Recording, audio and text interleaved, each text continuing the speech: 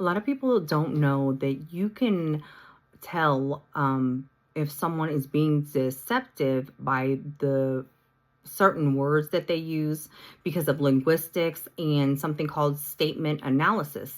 And one of the words that's very interesting is the word actually. And it's frequently used by people that are being deceptive, and it's a unique word that can indicate undisclosed information. The shortest, most direct answer is usually the most truthful. Adding actually adds extra words, which can mean the speaker is thinking about something else or is trying to redirect the conversation.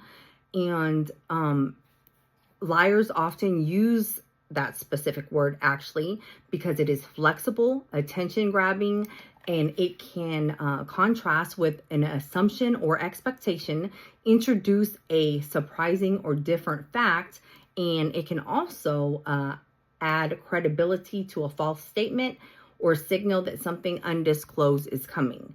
Now I'm going to play something from Sid Roth. I do not like Sid Roth or anyone that he has on his show, for the simple fact that I think it's just a money grab and I don't find anything credible with these people.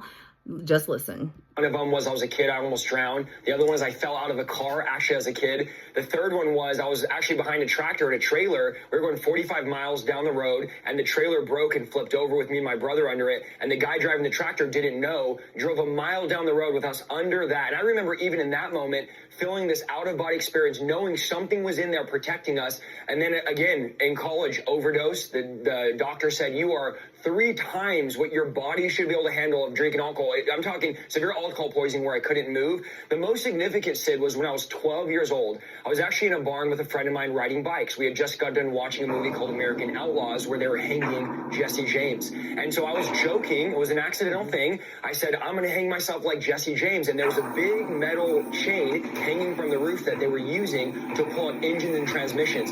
So I put that rope around my neck and was swinging while my friend had left the barn and I was still swinging. What happened was I had passed out from how tight the rope was, and the rope had spun, lifting me up into the air. So I woke up into this almost like out-of-body experience where I could...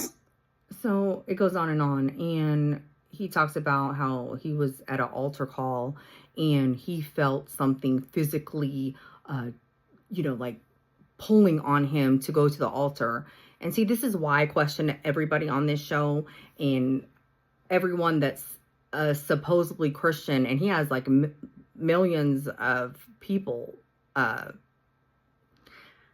don't care though if people have a large following. That's not the point. The point is going back to the Bible and asking the Lord for discernment of spirits so you can see what is really the fruits of the Spirit or what is not. It really sickens me to my core that Isaiah and all these other people call themselves demon slayers.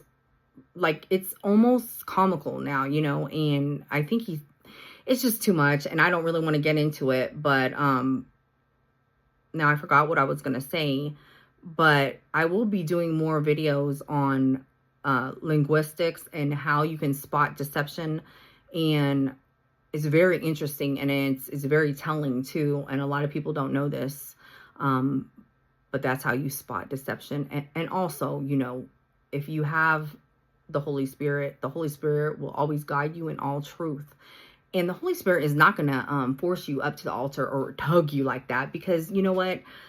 When the Lord draws your spirit, he doesn't have to do anything else and physically push you up there. That's why I don't believe, it's just really sad where we have gotten in this watered down Christianity. It's not even Christianity. It's a disgrace.